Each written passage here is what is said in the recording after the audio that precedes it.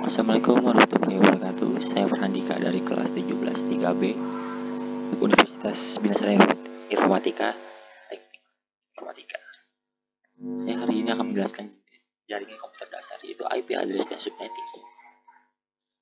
Jaringan komputer adalah jaringan atau komunikasi yang memungkinkan antar komputer untuk saling berkomunikasi dengan bertukar data.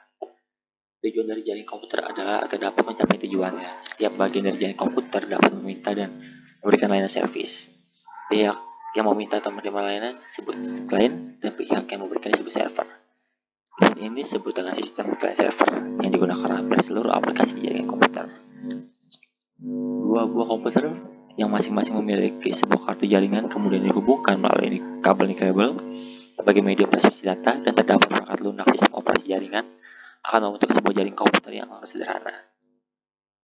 Apabila ingin membuat jaringan komputer yang lebih luas lagi jangkauannya, maka diperlukan peralatan tambahan seperti hub, bridge, switch, router, gateway, dan sebagainya peralatan terkoneksi lainnya. Jaringan komputer menurut area ditentukan berdasarkan jarak jangkauan dan kebutuhan peralatan yang digunakan seperti converter, bridge, router, dan gateway. Ada 3 jaringan komputer menurut area. 1 local area network atau LAN, kedua metropolitan area network atau WAN, kedua wide area network atau WAN.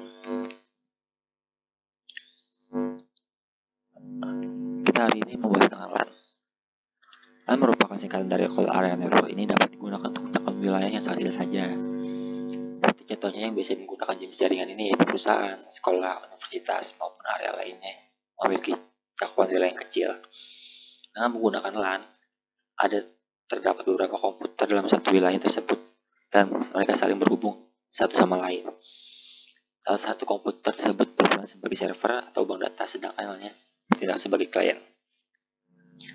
Contoh dari penggunaan LAN ini bisa kita jumpai pada sebuah sekolah, perusahaan, maupun universitas. Biasanya komputer-komputer yang ada di gedung tersebut saling terhubung.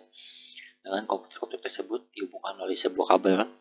Hal ini digunakan untuk dapat menambah kecepatan dan keamanan data saat ingin dibagikan. Kedua adalah WAN, Metropolitan Area Network. Pada jenis jaringan komputer satu ini dapat digunakan pada luar area mencakup 10 km sampai 50 km. Dan komputer ini digunakan oleh jaringan MAN yang cukup luas. Dan MAN merupakan jaringan yang sering digunakan untuk dapat menghubungkan beberapa jaringan LAN yang akan membentuk sebuah jaringan yang lebih luas lagi.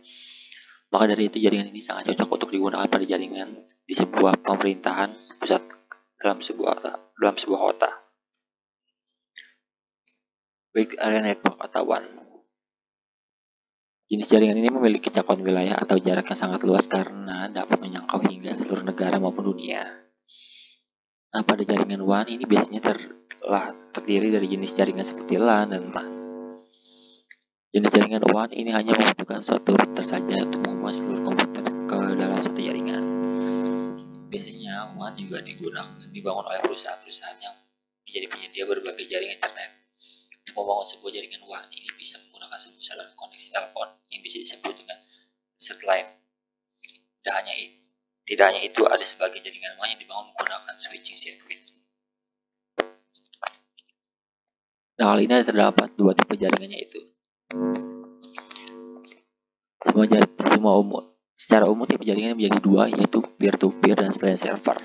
Perbedaan yang paling mendasar di antara 2 tipe jaringan tersebut adalah pada client server terdapat sebuah komputer bertugas sebagai server melayani klien-klien yang lain, sedangkan pada peer-to-peer tidak ada komputer secara khusus didedikasikan sebagai server ataupun klien. Setiap komputer bisa bertindak sebagai client to server. Jangan client to server. Server adalah komputer menyediakan fasilitas bagi komputer-komputer lain di dalam suatu jaringan. Klien adalah komputer yang menerima atau menggunakan fasilitas yang disediakan oleh server.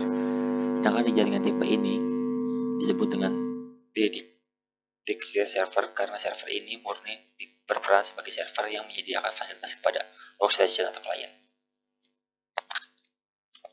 Nah, untuk jaringan peer-to-peer, bila ditinjau dari peran server, maka server di jaringan tipe ini diistilahkan non-dedicated server.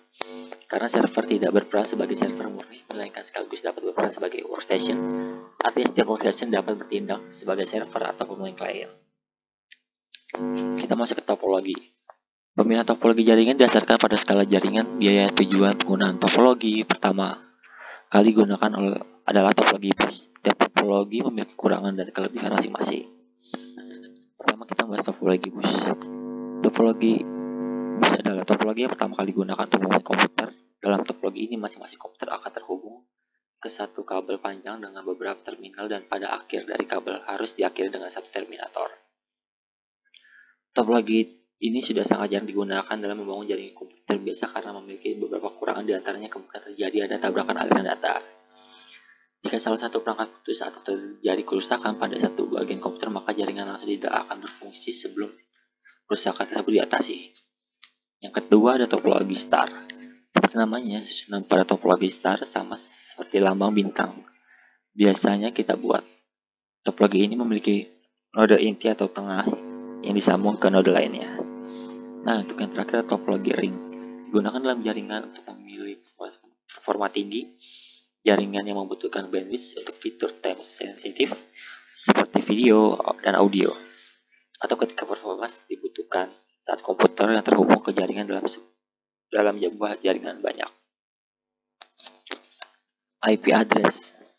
Kita masuk ke IP address. IP address adalah berbaris angka dimiliki setiap komputer personal atau gawai pintar yang terhubung melalui internet. Angka ini berbeda di setiap perangkat dan digunakan untuk menghubungkan satu sama lain. Pertama, IP address juga merupakan identitas sebuah komputer dalam jaringan internet. Dengan demikian, pemilik sebuah website dapat mengetahui semua IP address yang mengakses situsnya. Hal tersebut juga berlaku pada jaringan Wi-Fi publik. Kedua, IP address berfungsi sebagai alamat pengirim data ke perangkat Anda. Jika Anda mengakses sebuah situs, sebenarnya ada proses pengunduhan data yang dikirim dari situs tersebut. Proses tersebut dimungkinkan berkat IP address. Ada dua macam IP address, IP address v4 dan IP address v6. Sebuah IP address v4, sebuah alamat IP address v4 memiliki panjang angka 32 bit dan terdiri dari 4 kumpulan angka yang dipisahkan oleh titik. Masing-masing kumpulan angka tersebut adalah representasi desimal dari 8 digit angka biner. Satu baris terdiri dari 8 angka biner terkait juga disebut oktet. Setiap oktet bernilai maksimal 255. Karenanya alamat IPv4 memiliki rentang 0.0.0.0 sampai 255 dikali 4. Dengan rentang tersebut, IPv4 dapat menampung hampir 4,3 miliar IP address. Dan untuk IPv6 address ini belum digunakan secara luas, tetapi diciptakan karena kapasitas IPv4 yang kian menipis. IPv6 memiliki panjang angka 128 bit dan terdiri dari 8 kumpulan angka dan huruf yang dipisahkan oleh titik 2. Masing-masing kumpulan tersebut merupakan representasi desimal dari 16 angka biner. Oleh karena itu, banyak kemungkinan kombinasi angka dan huruf yang ada. IPv6 dapat menampung 340.288, 366, 920, 938, 463, 463, 374, 607, 431, 762, 211, 45 dan 456 alamat. Dengan ini pastinya dunia tidak akan kekurangan IP address untuk waktu yang cukup lama. Kita masuk ke subnetting. Subnetting adalah teknik memecah networking jaringan komputer menjadi beberapa subnetwork yang lebih kecil. Subnetting hanya dapat dilakukan pada IP address kelas A, kelas B, dan kelas C saja. Dan dengan teknik subnetting, maka suatu network dapat menciptakan beberapa network tambahan. Tetapi hal itu sayangnya bisa mengurangi jumlah maksimum host yang ada dalam tiap network tersebut. Ada beberapa alasan mengapa kita perlu melakukan subnetting. Ini diantaranya adalah untuk mengefisienkan alokasi IP address dalam sebuah jaringan guna dapat memaksimalkan penggunaan IP address tersebut. Mengatasi masalah perbedaan hardware dan media fisik yang digunakan dalam satu jaringan komputer, karena pada dasarnya router IP hanya dapat mengintegrasikan berbagai network dengan media fisik yang berbeda apabila network tersebut memiliki IP address yang unik. Meningkatkan pengamanan dan mengurangi kongesti atau ketidakstabilan akibat terlalu banyak host dalam suatu network. Sedangkan untuk melakukan proses subnetting, maka kita perlu memerlukan beberapa proses yang diantaranya adalah menentukan jumlah subnetting yang dihasilkan oleh submax, menentukan jumlah host per subnet, menentukan subnet yang valid, menentukan alamat broadcast untuk setiap subnet, menentukan host-host yang valid untuk setiap subnet. Demikian penjelasan hari ini. Saya ucapkan terima kasih. Wassalamualaikum warahmatullahi wabarakatuh.